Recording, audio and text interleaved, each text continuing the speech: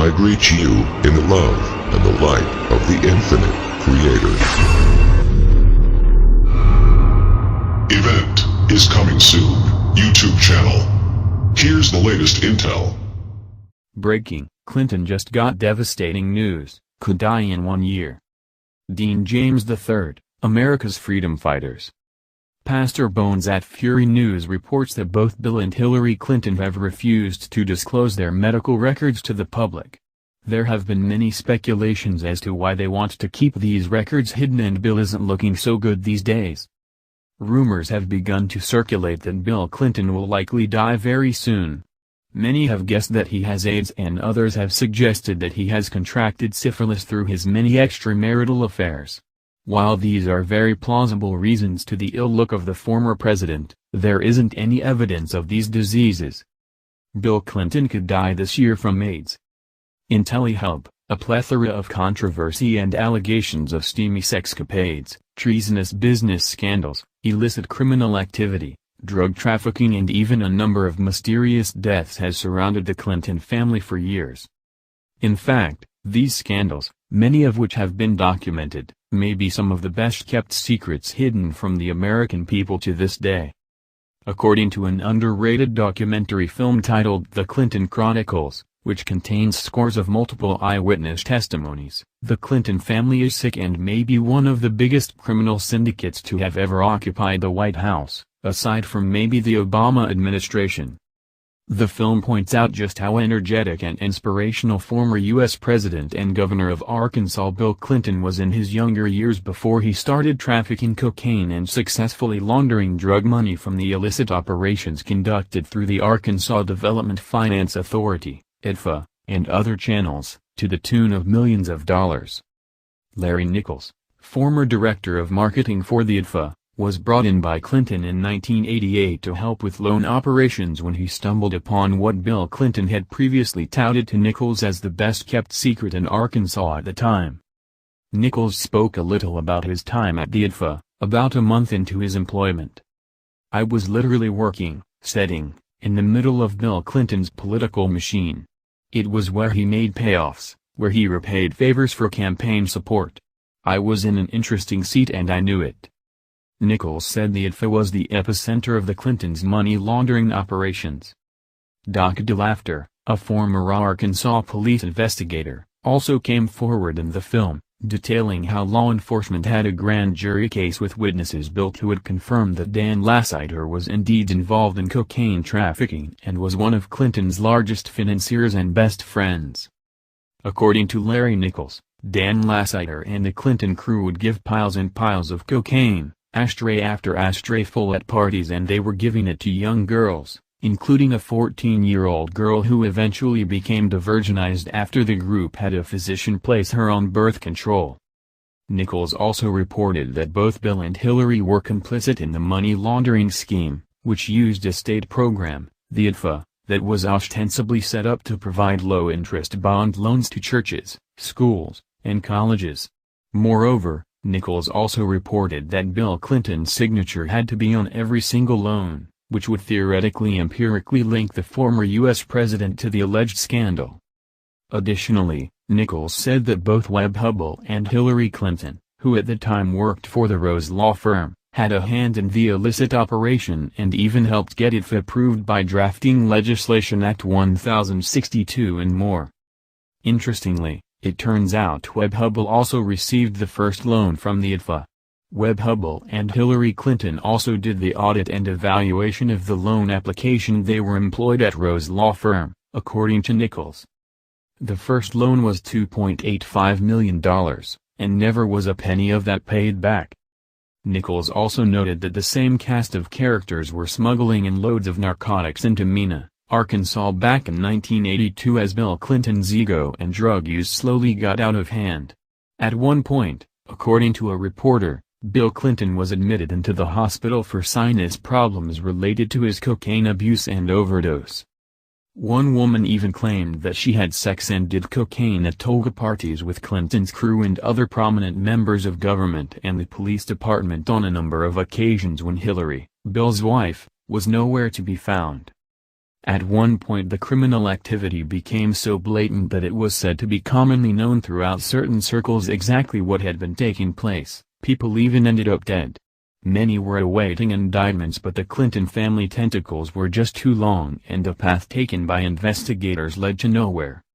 As the documentary points out, there were 2 kids who witnessed low-flying aircraft drop narcotics in Mena on several occasions who were later found with their bodies placed on train tracks to be ran over after being killed because they saw something they shouldn't have seen, said the mother of one victim. Their deaths were ruled accidental, though the victims' bodies showed signs of a stab wound and blunt force trauma, which was later proven to have taken place before the 2 were hit by the train. "The fact is, we know who killed these kids," said one man who was involved with the case. "Everyone who covered up the case was promoted by Bill himself." All in all, a total of 6 people with information about the boys' murders were eventually murdered as well, the film's narrator said. Eventually it was discovered by the former head of Arkansas Drug Task Force, Gene Duffy, that drug trafficking in Arkansas was linked to government officials in frightening proportions and a grand jury was being built. Duffy said, "Although there was an abundance of evidence and word kept reaching me from members of the grand jury that they were ready to indict, no indictments came because the U.S. District Attorney at the time blocked all attempts. Out of the 10 years the smuggling ring was operating, not one single load was busted and not one single arrest was made. To top it all off, it's been said that the operations continued for years to come and yet still nothing has really come of it." All of this seems to only be a small snippet of what the Clinton family has actually had their hands in. In fact, I exposed another one of Bill's escapades back in January in an article titled "St. James Island Exposed, the Elite's Best Kept Secret, Until Now." Jet-setters from around the world meet on private island for orgies and other sexual acts with young, sometimes underage, women. If you can name it, it has likely taken place on the lavish private island off the coast of Puerto Rico, which boasts a beautifully landscaped plush luxury estate complete with its own helipad, privy only to certain members of the global elite. Owned by Jeffrey Epstein, a wealthy American financier and convicted sex offender, Little St. James Island appears to be somewhat of a gathering place and is a well-desired hangout among key figureheads, actors, and royalty, including the likes of former U.S. President Bill Clinton, Kevin Spacey, and even Prince Andrew. However, the people attending the lavish residence are likely not there to discuss cutting-edge scientific and medical research as the Epstein-Vi Foundation would like you to believe, but rather to experience full-on sexual encounters with underage girls as young as 14. That's right, just like a scene out of the Hollywood blockbuster film Eyes Wide Shut. Wild parties, prostitution, orgies, and even underage sex all reportedly occur at Little St. James. Back in 2005, police conducted an 11-month-long undercover investigation into Epstein and his estate after the mother of a 14-year-old girl went to police after suspecting her daughter was paid $300 for at least one sexual act on the island in which she was ordered to strip, leaving on just her panties, while giving Epstein a massage. Although police found tons of photos of young women on the island and even interviewed eyewitnesses, Epstein was hit with a mere slap on the wrist after pleading to a single charge of prostitution. Epstein later served 13 months of his 18-month service in jail. In 2008, Epstein was hit again, this time with a $50 million civil suit after another victim filed in federal court claiming that she was recruited by Epstein to give him a massage but was essentially forced into having sexual intercourse with him for $200, which was payable upon completion. The women were coming out of the woodwork. Now Bill Clinton is back in the press, and not for his controversial relationship with Monica Lewinsky, but rather his friendship with Epstein. In fact, flight records indicate that Bill would frequent the island paradise during the 2002 and 2005 era while Hillary, Bill's wife, was a senator in New York. "I remember asking Jeffrey, what's Bill Clinton doing here kind of thing, and he laughed it off and said, well, he owes me a favor," one unidentified woman said in the lawsuit, which was filed in Palm Beach Circuit Court. The woman went on to say how orgies were a regular occurrence and that she recalled 2 young girls from New York who were always seen around the five-house compound, but their personal backstories were never revealed. At least one woman on the compound was there unwillingly, reported the Daily Mail in a recent article. The woman was allegedly forced to have sex with politicians, businessmen, royalty, academicians at the retreat.